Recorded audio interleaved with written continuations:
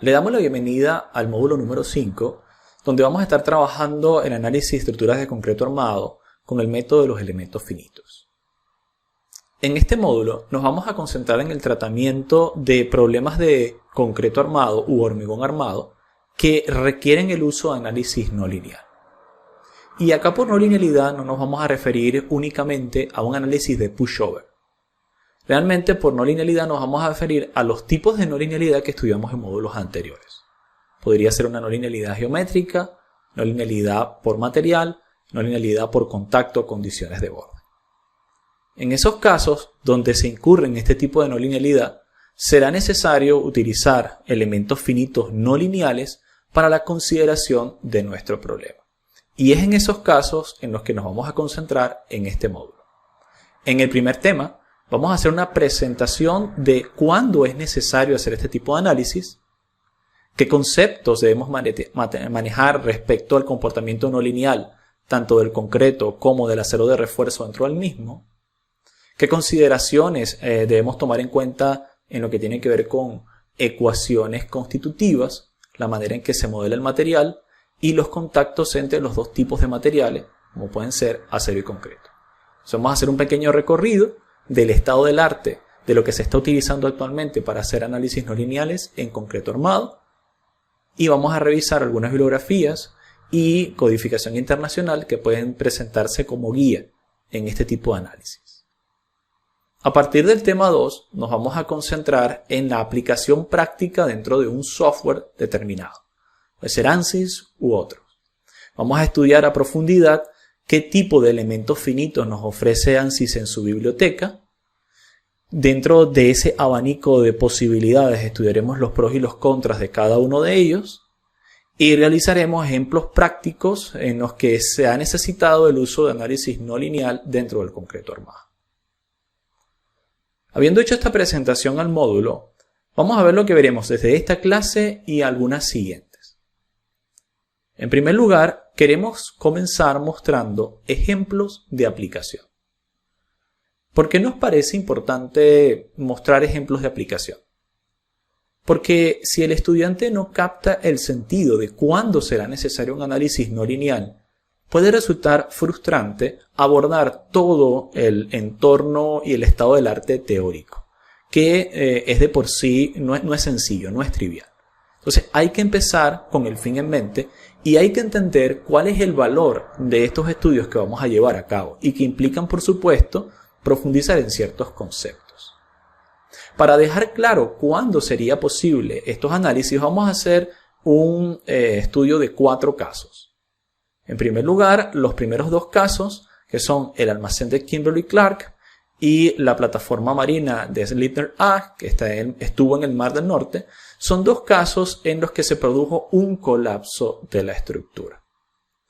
Y en ese caso, para poder determinar la fuente de falla y tomar decisiones adecuadas de ingeniería, que incluso podrían incurrir en demandas legales por responsabilidades respecto al diseño de la estructura, para esos 2 casos fue necesario hacer un análisis no lineal. Un análisis lineal no habría capturado realmente el mecanismo de falla y por lo tanto no podría ser utilizado para determinar cuál fue la fuente de la falla real y también ser utilizado luego en los procesos de litigio. En estos casos, que podríamos considerar casos de siniestros o casos de ingeniería forense, resulta muy vital los análisis no lineales. Y nos van a servir como ejemplo de cómo solo con un análisis no lineal se puede llegar a una solución de ingeniería aceptable. En los siguientes 2 ejemplos, que serán el ejemplo número 3 y 4, vamos a estar hablando en primer lugar de una esquina de un pórtico que va a ser de concreto pretensado y también vamos a estar hablando de un ejemplo de losa base de tanque de almacenamiento de gas natural licuado. En estos 2 casos no se está haciendo un análisis forense, es decir, no se está determinando la causa de falla de una estructura. Y tampoco se está utilizando desde el punto de vista forense para hacer una obra de recalce, que también podría ser otra aplicación de los análisis no lineales.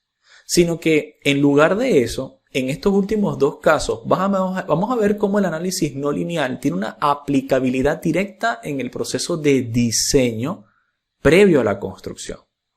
Sí, inclusive en la etapa de diseño, no solamente en la parte forense o para determinar la confiabilidad de una estructura existente, sino durante la etapa de diseño puede ser requerido por la complejidad del problema y por la falta de guía de una norma que hagamos estudios avanzados y que estos estudios avanzados requieran de análisis no lineal por elementos finitos. Y esos dos casos nos los van a mostrar. Entonces tendremos en primer lugar casos que tienen que ver con determinación del rendimiento de una estructura existente o incluso determinación de su razón de colapso. Si la estructura no ha colapsado totalmente, sino que está cediendo de forma gradual, estos análisis también nos van a permitir poder establecer sistemas de recalce o de refuerzo de la estructura adecuados. Y en los últimos dos casos veremos ejemplos en los que inclusive en el escritorio de diseño fue necesario hacer un análisis no lineal. Comencemos entonces con el primero de los casos, es el almacén de Kimberly-Clark. Esto es un edificio cuyo colapso estuvo muy bien documentado y por eso lo estamos utilizando acá. El edificio de Kimberly-Clark fue construido en 1944, en las cataratas del Niágara, por cierto, Canadá. Para el momento en que fue construido, cumplía con la normativa vigente al momento de su construcción. Se trata de una estructura simple de 4 pisos con un sótano y tiene unas dimensiones en planta aproximadamente de 38 por 36 metros, que ustedes pueden observar en la figura que está a la extrema izquierda. El sistema estructural fue principalmente un sistema de losas planas de hormigón armado, que tiene 6 vanos en cada dirección y con un espaciamiento de columnas de centro a centro de aproximadamente unos 6.25 metros en dirección norte-sur y unos 5,85 metros en dirección este-oeste. Las columnas exteriores eran rectangulares con ménsulas y las columnas interiores eran circulares con capiteles, como ustedes pueden observar en esta parte de la imagen. Podemos observar entonces el plano de planta, las elevaciones, podemos observar este paño que se produce con una distancia típica de 6.25 metros y podemos observar acá cómo los capiteles cónicos se unen a las columnas circulares. Algo interesante es que las columnas que sostenían el tercer piso tenían unos 45 centímetros de diámetro y los capiteles tenían aproximadamente 1.5 metros de diámetro. La altura de entrepiso oscilaba entre 3.35 y 3.65 metros. Y también es interesante observar que estas paredes exteriores fueron realizadas con mampostería de ladrillo y estos agujeros de las escaleras y los ascensores se ubicaron en varios puntos alrededor del perímetro de la estructura, ¿no? Acá podemos ver escaleras internas y sistema de circulación vertical con ascensores de carga en la parte externa. Los planos de ingeniería decían cuáles fueron las cargas utilizadas para el diseño en servicio de esta estructura. Y vamos a tratar de establecer lo que los ingenieros tomaron como base para su diseño. Recuerden esto, 1944, ¿okay? Casi al final de la Segunda Guerra Mundial. Entonces, bueno, lo que vamos a ver es cuál fue la carga que se utilizó de servicio para, el primer nivel o la base, ¿sí? Carga de basamento fue de 12.0 kilopascales, anotamos por acá. Esto es para base. En el caso de los entrepisos fue utilizado una carga de 6.0 kilopascales entrepiso. Y estamos hablando de carga variable. ¿Ok? Y en el caso, del techo fue utilizado una carga de 1.9 kilopascales para el techo de carga variable. Quizás el que más nos interesa de todos estos puntos es este que dice 6 kilopascales. ¿Okay? Estos 6.000 pascales utilizados acá, que representan obviamente una gran carga, ¿no? Entonces, estas fueron utilizadas, unos 600 kilogramos, podríamos convertirlo a kilogramos por metro cuadrado. 600 kilogramos por metro cuadrado fue el cálculo que se hizo, que podía estar contenido dentro de estos paños, ¿no? Y bueno, nos vamos a concentrar en el tercer piso, porque es acá donde se produce el siniestro. Es acá donde a posteriori vamos a ver la falla. Otro punto interesante es que se hizo un análisis, también lo indicaban los planos de ingeniería, en el que los materiales originales fueron tomados de un concreto de 200 kilogramos centímetros cuadrados y el límite de atracción del acero fue tomado por diseño como 1400 kilogramos centímetros cuadrados. Es decir, o sea que por diseño el concreto tenía unos 200 kilogramos centímetros cuadrados y por diseño el acero o steel se asumió con 1400 kilogramos centímetro cuadrado. Sin embargo, análisis realizados a posteriori dieron fe de que realmente la capacidad de estos materiales fue superada. Esto no siempre es algo positivo, pero al menos nos ayuda a entender que el problema del colapso no es un problema en la calidad de los materiales o deficiencia, digamos, en el vaciado del concreto, ¿ok? O colocación de un acero de capacidad inferior. ¿Y por qué lo decimos? Porque unas pruebas de laboratorio realizadas en 1978, que fue posterior al colapso, donde se tomaron varios núcleos de esta estructura, dejaron ver que realmente el concreto tenía una capacidad de 380 kilogramos centímetros cuadrados. Kilogramos fuerza centímetro cuadrado. ¿Ok? Vamos a colocarlo bien. Y que el acero tenía una capacidad última de 4500, bueno, una capacidad a ascedencia de 4500 y una capacidad de tracción total de 7240. O sea, podemos colocar acá 4500 kilogramos centímetro cuadrado. Pero bueno, ya con esto lo que podemos ver es que aunque en diseño se utilizó un tipo de material, realmente el colocado era superior al requerido. Y repito, no siempre esto es algo positivo. ¿Sí? No siempre es algo positivo. Tiene que haber una relación de la utilidad, de la cantidad de acero colocado. Pero bueno, lo que sí nos permite determinar es que en primer lugar la falla no ocurre por deficiencia del material. ¿Ok? Ahora vamos a empezar a estudiar un poco cuál era la condición de carga que existía en el momento de la falla. ¿Qué es lo que ocurre? A partir de diciembre de 1977, empieza a utilizarse el tercer nivel como depósito de tambores de níquel. ¿Sí? Estos tambores de níquel van a contener por cada tambor, un tambor tiene estas piezas que luego son postprocesadas en un proceso de manufactura para generar productos basados en níquel. ¿Okay? Así que lo que se está guardando acá es la materia prima. Y estos tambores tienen un peso aproximado de 225 kilogramos cada tambor. Ahora la cuestión es que se apilan tambores, varios tambores, en unas paletas de madera que tienen aproximadamente unos 90 centímetros de lado. Es decir, específicamente 915 milímetros de lado y esto es cuadrado. ¿Ok?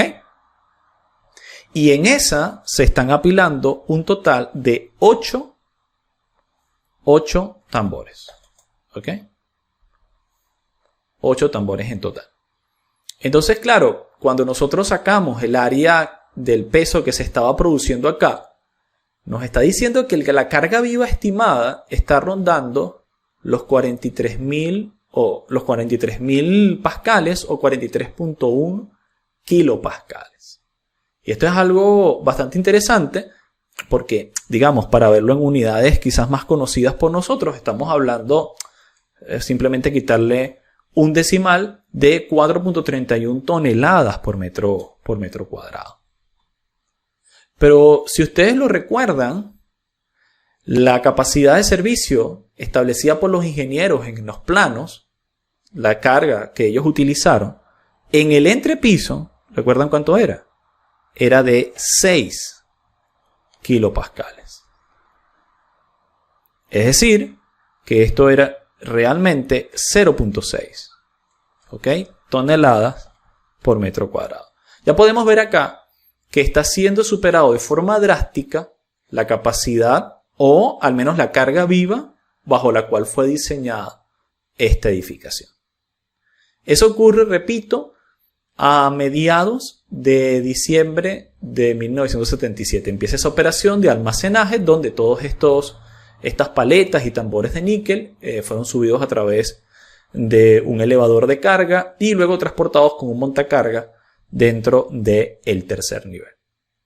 Algo interesante es que no es solamente una sobrecarga lo que se está produciendo, sino que además de eso hay una distribución heterogénea de las cargas. ¿Por qué? Obviamente por la operación en la que había que guardar, almacenar y recuperar, digamos, el material luego que se vende.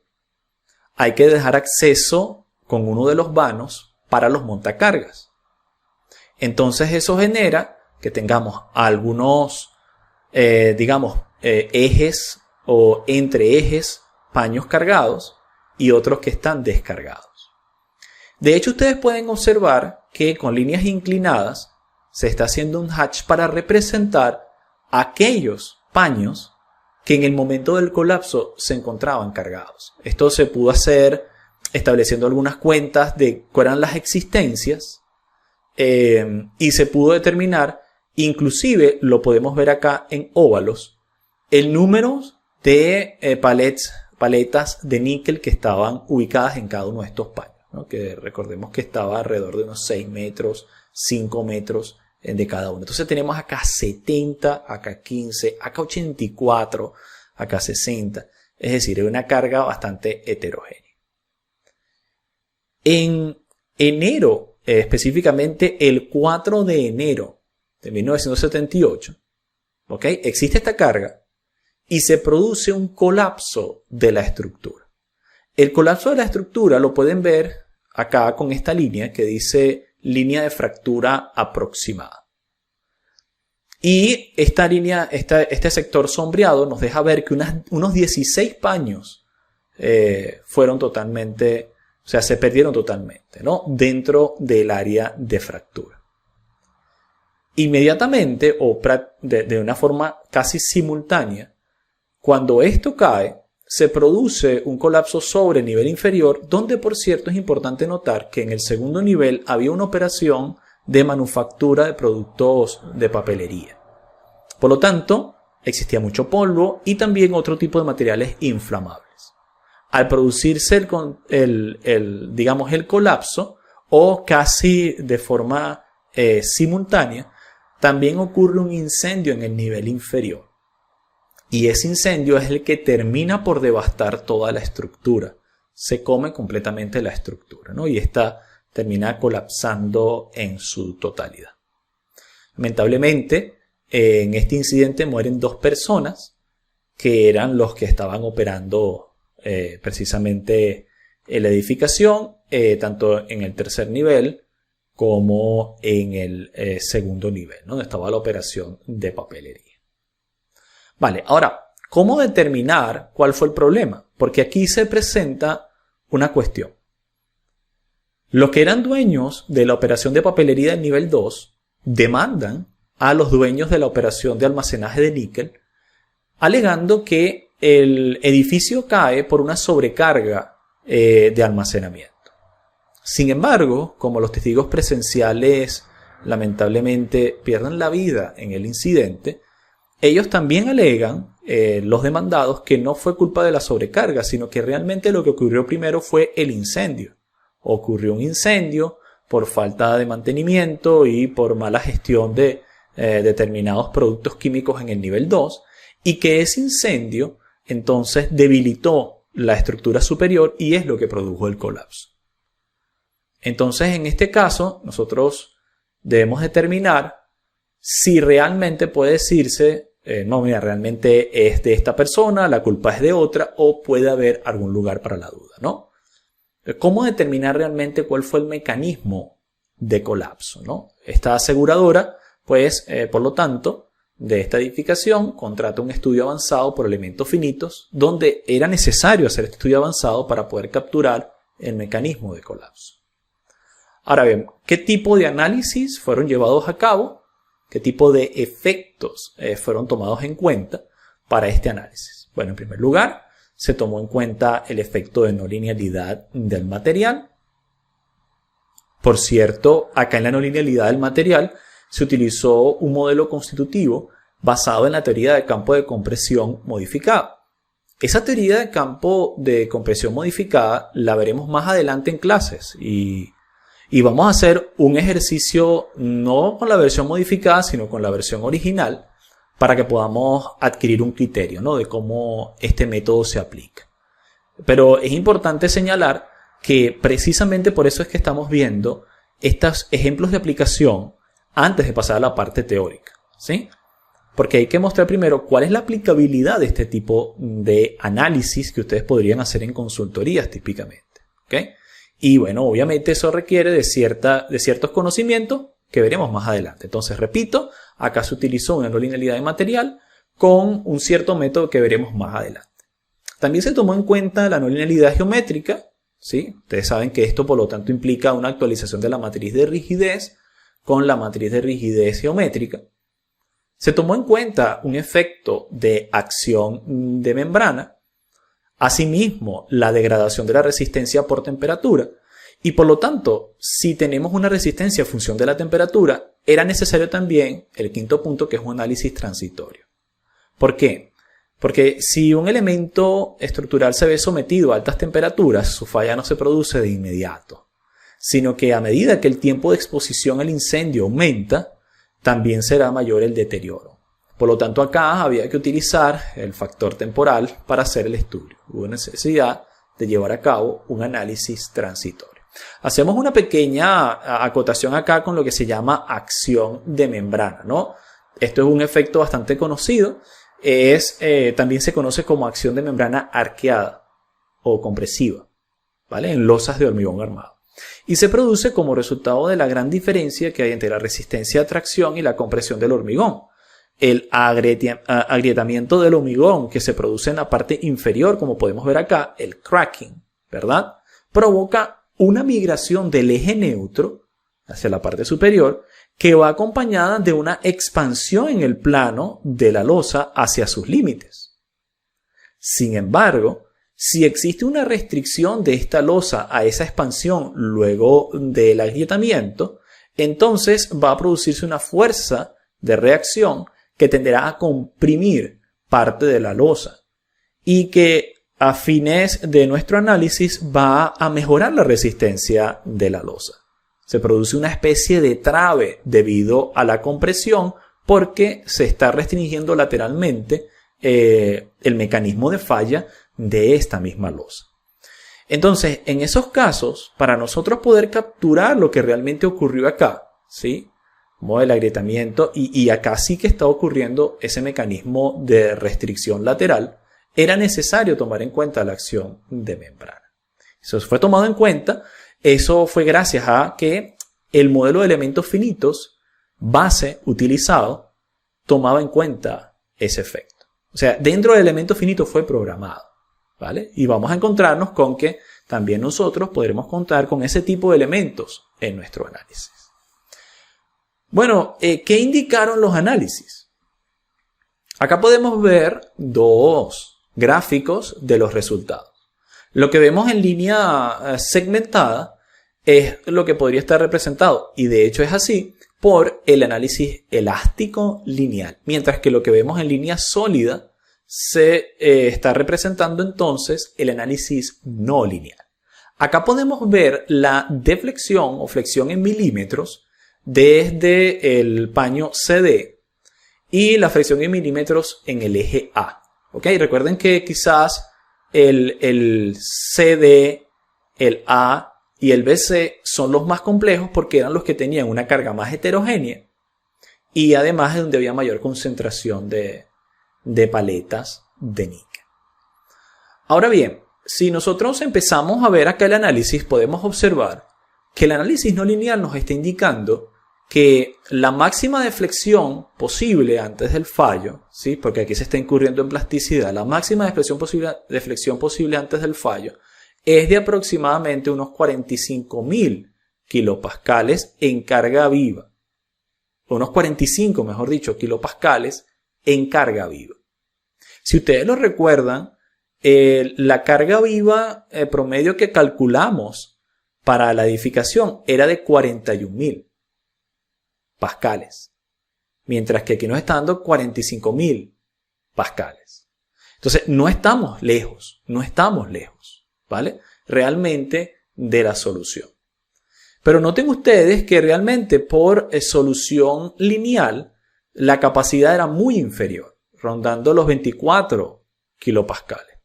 E inclusive acá se toma en cuenta la redistribución de momentos debido a la generación de esas rótulas plásticas que la ACI la permite, ¿sí? Y fue tomado en cuenta inclusive esa capacidad en el 78 cuando se hizo el análisis para la ACI de 78 ya tomaba en cuenta ese efecto de redistribución de momentos. Y sin embargo, aún tomando en cuenta digamos, ese momento factorizado en su capacidad, aún así, la carga viva máxima que se estimaba estaba rondando los 24 a los 25 kilopascales. O sea que sigue estando muy por debajo de lo que realmente fue el fallo estimado por el análisis no lineal, ¿sí? Acá podemos observar que realmente un análisis lineal no capturaría el proceso de falla. La falla se produjo en este límite, ¿sí? Y recuerden que eso es vital entenderlo porque se está diciendo o se está litigando de que si realmente se destruyó por un incendio o no. ¿Ok? Entonces, quienes alegaban que era simplemente por la carga, si uno le dice, mira, esto tuvo que haber fallado en 24 kilopascales, uno dice, sin duda alguna, la culpa es de la sobrecarga del nivel. Pero cuando hacemos un análisis no lineal, eso no queda tan claro, porque ahora está en 45.000. ¿Ok? Y por lo tanto, empieza a haber una duda. Bueno, pero estaba en 41.000 la carga, ¿no? O sea, está cercano, sí, está cercano, pero todavía está un poco por encima, ¿vale? Igual podríamos tomar unos factores y afilar el lápiz, ¿no? Pero ya estamos viendo que hay una diferencia drástica entre lo que se obtiene como carga límite de forma elástica y no lineal, y en estos casos donde se requiere determinar el mecanismo de falla, es inviable quedarnos con la opción lineal. Otra cosa que estamos viendo acá, noten, esta es la deflexión en A máxima esperada, pero realmente esta era la máxima deflexión soportada para el análisis no lineal. ¿Cuál era la mayor razón o diferencia entre los dos análisis? ¿Qué es lo que realmente produce la diferencia entre estos dos análisis? Bueno, la principal diferencia es que en el análisis elástico lineal no se está tomando en cuenta ese efecto de redistribución de tensiones. Y tampoco se está tomando que mueve el eje neutro producto del cracking, ¿sí? Si ustedes lo recuerdan, este efecto lo habíamos nombrado acá como la acción de membrana arqueada. Entonces, al análisis lineal no tomar en cuenta esa acción de membrana arqueada, realmente el incremento de la fuerza axial que produce esa compresión y el mecanismo de trave que termina pues aumentando la resistencia de la losa porque está restringida para su deformación en el plano, no aumenta realmente esa fuerza axial cuando se trata de un análisis elástico lineal. Y noten que esto se está haciendo para ese vano que va desde los pórticos C a D. Pero cuando se hace un análisis no lineal, noten cómo la fuerza axial sí que aumenta. Y esa fuerza axial, que es la que va a generar la compresión, ¿sí? Y va, como efecto último, realmente a llevar más allá la resistencia de la losa por el efecto de trave, acá sí es tomada en el análisis no lineal, se captura esa deformada y también se captura la sobretensión producida por la misma como la redistribución de los momentos y por lo tanto se llega a un análisis más adecuado, donde realmente el análisis lineal dice que aquí estaba el límite, aquí se producía el fallo, pero por esa redistribución de tensiones realmente ocurre mucho más arriba. Otro punto interesante de este análisis es que también se hicieron estudios considerando los efectos de las temperaturas elevadas. Por ejemplo, si hubiese un incendio debajo de la losa del tercer piso, digamos directamente sobre la losa, ¿no? Que estaba muy cargada. ¿Y qué tipo de carga se tomó en cuenta? Se tomó en cuenta una carga de 1000 grados centígrados para el incendio, actuando instantáneamente sobre la superficie inferior de la losa. Y se hace un análisis estándar de flujo de calor unidireccional. ¿Ok? Claro que estaba desde la parte inferior de la losa hacia arriba para calcular la progresión del gradiente térmico. Entonces, claro, a medida que va aumentando la temperatura, como tenemos materiales que son dependientes de la temperatura, en sus propiedades mecánicas, estas propiedades se degradarían. Y por lo tanto, se considera una reducción de la resistencia y la rigidez de dichos materiales derivadas a esa elevada temperatura. El análisis nos indicó, y recuerden que es un análisis transitorio, es decir, que toma en cuenta el tiempo, y ese análisis nos lleva a determinar que, dada esa carga, un incendio que se produjera en la parte inferior podría haber llevado entre 2 y 3 minutos, ¿ok?, para agotar la capacidad de la estructura con esa condición de carga y producir el colapso. Así que lo que en un principio podría apuntar directamente a que nada, fue un problema de sobrecarga, lo que terminó generando el colapso, realmente no es así. No se puede decir que sea así porque el análisis de ingeniería no lo muestra directamente. Si el incendio en la parte inferior ocurría primero solo 2 minutos después de ese incendio, era suficiente para degradar los materiales que estaban en el nivel 3 y producir la falla. Claro, es una combinación entonces de dos situaciones. Sí que había una sobrecarga muy cercana al punto de colapso, pero además de eso, si se le aúna una degradación del material en su resistencia, entonces puede ser una culpa conjunta. Y ese mecanismo de falla se especifica precisamente porque se pudo hacer un análisis no lineal, ¿ok? Que es algo que queremos recalcar con estos ejemplos. En este tipo de casos, ¿vale?, queda muy claro que un análisis lineal no captura la realidad del problema. Esto es un caso forense. Es un caso en el que se produce un colapso total de la estructura, pero no siempre es así. Hay oportunidades en las que lo que queremos es simplemente evaluar la capacidad actual de esa estructura que puede haber sido diseñada con una normativa muy antigua. Ese es el ejemplo que estábamos viendo acá, ¿sí? La normativa de 1944 en Canadá. Pero en esos casos donde queremos ver si una estructura puede ser utilizada para cambio de uso y empezar a ser utilizada para otra cosa, ¿qué será necesario? Será necesario hacer un análisis lineal, aunque no haya colapsado. ¿Ok? Un análisis no lineal, queremos decir, aunque no haya colapsado. Y también cuando se empiecen a producir signos de falla dúctil o frágil en la estructura y se requiera hacer un recalce, también será necesario estimar la capacidad última de dicha estructura para poder, a su vez, proponer un sistema de recalce o refuerzo adecuado.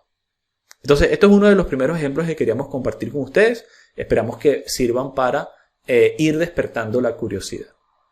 En el siguiente caso vamos a tratar igualmente un caso de colapso, pero ya no dentro del rango de edificaciones comerciales o de viviendas, sino en el rango industrial.